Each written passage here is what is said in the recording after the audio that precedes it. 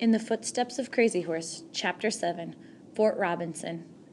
After a night in a motel in Casper, Wyoming, Jimmy and his grandfather drove east. They turned off Interstate 25 on Highway 20. 60-some miles later, they were back in Nebraska. Grandpa Niles slowed down a few miles from Fort Robinson and turned onto a road. There was a scenic overlook and the view of the hills and ridges towards the east and the prairies all around. Below them to the east was Broad Valley on either side of the White River. Grandpa Niles stepped down from the truck with the binoculars in his hand and waved for Jimmy to follow. He looked briefly through the glasses, aiming them a bit to the northeast. After a moment, he handed them to Jimmy. "Look at those bare ridges," he said, pointing. Jimmy took the glasses. He immediately saw the ridges. In May of 1877, after weeks of travel, they came that far, Grandpa Niles said. I imagine from there they could look down into the valley and see Fort Robinson. That moment, when they were looking down, was a critical time. "What does that mean, Grandpa?" Jimmy asked, still looking through the binoculars.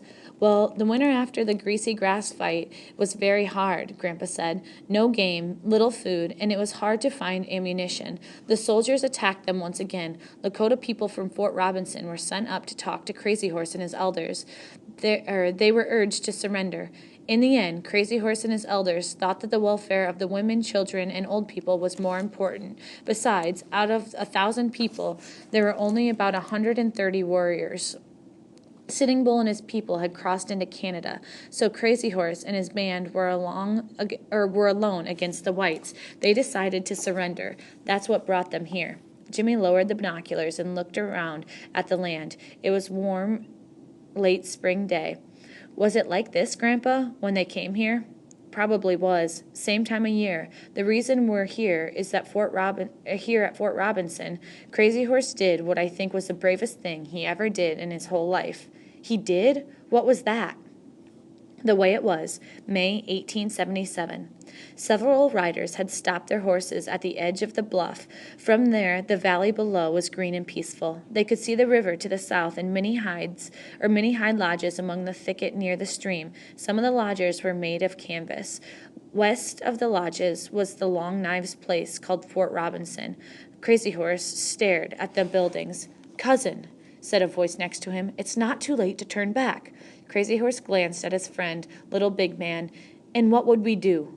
The Little Big Man pointed north. Behind them was a line of people and horses. Everyone was resting in the afternoon sun. "I think it's a mistake to go down there," he said firmly. "So do many of our young men. We're willing to go on fighting." "I know. So am I," said Crazy Horse. "That's what warriors do. But what happens if we all die? What will happen to our women and children and the old ones who will be left behind to protect them?" Little Big Man sighed. "Those are difficult questions to answer," he admitted. "We know the answers," Crazy Horse retorted sadly. "That's why we're here. That's why we decided to join all of our relatives down there." Little Big Man had no answer. He glared at the distant white man's buildings. Soon his glare turned to sadness. A young man rode up to join them. "Uncle," he said to Crazy Horse, "some of the people want to fix food and eat before we go down there." Crazy Horse nodded. "Yes," he said. "There's no hurry. The new, strange life among the whites will wait. It will be there." All too soon the meals were eaten and the fires were put out. There was a strange feeling of uncertainty. Down in the valley was the Long Knives stronghold. East and west of it were many, many lodges. Lakota people were down there, perhaps 10,000 or more. Many of them were relatives and friends, but waiting. Also was a new and unknown way of life under the control of the whites. That unknown made Crazy Horse's people reluctant to finish their long and arduous journey. In the last moments of the bluff, they were free. What would their situation be tomorrow? Would they be free? That was the question that made them all uncertain and sad. There was no use in putting it off any longer. Crazy Horse sat with Black Shawl, his wife. "Stay with your mother and father," he told her gently. "I don't know what will happen. Whatever happens, stay with them." Blackshaw squeezed his hand. The sadness in her husband's eyes was unsettling to her. She squeezed his hand again and touched his face. "I will," she said. "We will be all right." With a heavy heart, Crazy Horse left his wife and mounted his horse. As usual, he took the lead. Many of the warriors rode behind him. In a way, it seemed as though this was the longest part of the journey, from the top of the bluff to the bottom of the slope, and by the end of the slope and across a wide meadow with the strong hold of the Long Knives. Ahead of them, the Lakota people were gathering among the buildings. The news had gotten around quickly. Crazy Horse and his people were coming. Several of the younger warriors moved up behind Crazy Horse. "Uncle," one of them called out, "could we charge the Long Knives? We could surprise them." "Yes," said another, excited. "We could defeat them." "You may be right," Crazy Horse said to them over his shoulder, "but later on, Long Knives would attack our women and children. That is their way." The warriors fell silent, but Crazy Horse shared their feelings. He could feel their anger over the situation. He saw a Long Knife in a white hat standing alone. Near him stood a group of older Lakota men who wore dark scowls on their faces. Suddenly, one of the warriors behind Crazy Horse began singing a strong heart song. His voice was loud and strong and defiant. In a moment, another warrior began singing, then another and another. And soon the voices were many and could be heard from a distance. Crazy Horse knew he could not stop them from singing. He also knew his warriors were angry and ready to fight. Anything could set them off. If something happened and there was an exchange of gunfire, the women and children would be hit by the bullets. He could hear the warriors pushing up close behind him, hoping that they would not rush past him. He kept his horse to a slow walk. Again, he noticed the Long Knife standing apart. Crazy Horse knew the man. White Hat Clark, he was called. Crazy Horse turned his horse towards White Hat Clark. He stopped when he could clearly see the man's face. As he had stopped, the warriors behind him had stopped as well, though many of them were still singing loudly. Crazy Horse dismounted and led his horse towards the Long Knife. A few paces from the man, he stopped. White Hat Clark seemed puzzled. Slowly, Crazy Horse lifted his rifle, holding it level with the ground. He was careful not to point the muzzle towards the long knives. In a moment, the man in the white hat realized what Crazy Horse was doing. The Lakota leader was giving up his rifle, a sign of surrender. White Hat Clark walked forward and slowly took the rifle. Crazy Horse then led his horse forward and held out the rein to the white man. The Long Knife took the horse as well. Behind them, the singing stopped. Without his horse and gun, Crazy Horse turned towards his men. He gazed at them evenly, no anger or apprehension in his eyes, only a quiet calmness. Jimmy looked up at his grandfather. The old man's voice had faltered as he told the story. "What happened then, Grandpa?" he asked. Crazy Horse's warriors gave up their weapons too. He was their leader. He showed them the way. There was no doubt in my mind that it was the bravest thing he had ever done. He agreed with what his men wanted to do. He wanted to keep on fighting. He knew that the Lakota warrior was a better war fighter than the Long Knife soldier, but there was no lack of courage or skill. The problem was numbers. There just wasn't enough Lakota warriors. Not enough men, not enough guns, not enough ammunition.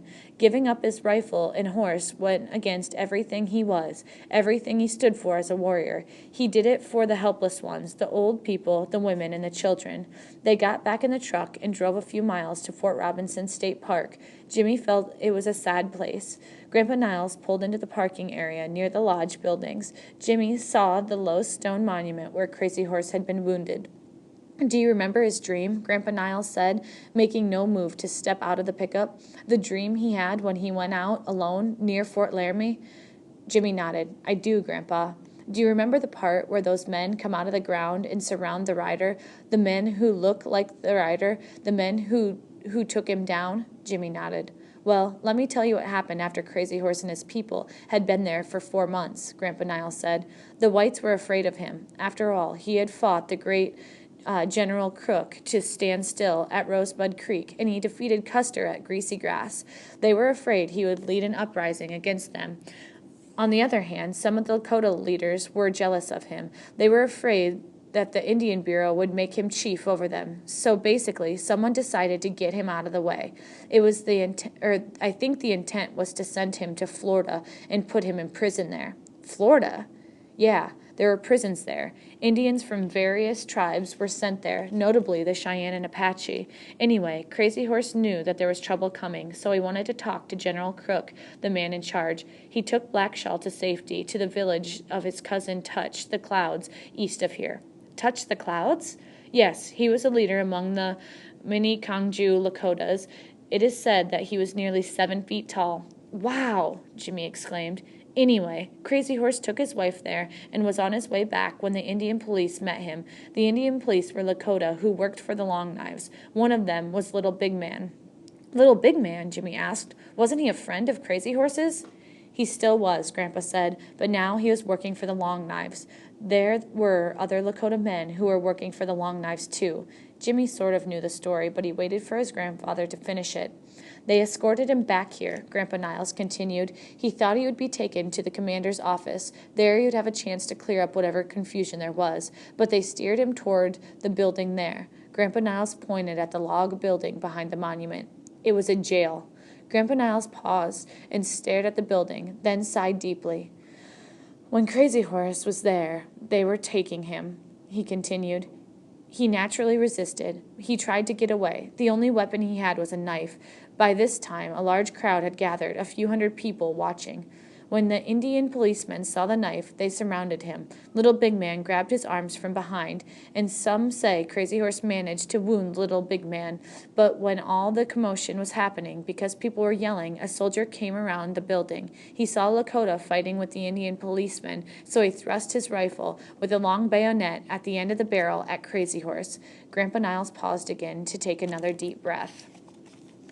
The wound was serious, a mortal wound, as they say. He fell there, at that spot. Later he was taken to the post infirmary, the hospital, I guess. He finally slipped away around midnight. His father and his cousin, Touch the Clouds, were with him. From a bag on the dashboard, Grandpa Niles pulled out a small bundle of sage. Come on, he said. They walked to the monument. Once again, Grandpa Niles laid the sage on the monument. He sang Warrior's honoring song. He reached up and wiped the tears after he finished the song. Somehow, it seemed fitting that they reached the cold river at sundown. The day was ending, and so was their trip. Jimmy's mom bounded out of the house when they pulled into the driveway. It felt good to be home, to see his mom again, to hear her voice, to feel her hands caressing his face. So, Anne said, how are my travelers? Tired, Jimmy said brightly, and hungry. Anne laughed. The tired part you can take care of in a few hours. The hungry part we can do something about right now. I've got food on the stove, and Grandma is coming to join us. Your dad will be home soon, too. She looked up at her father. Good to see you, Dad. Good trip? The old man beamed. It was a very special journey. That's what it was. The visionary journey of Jimmy McLean and his grandpa.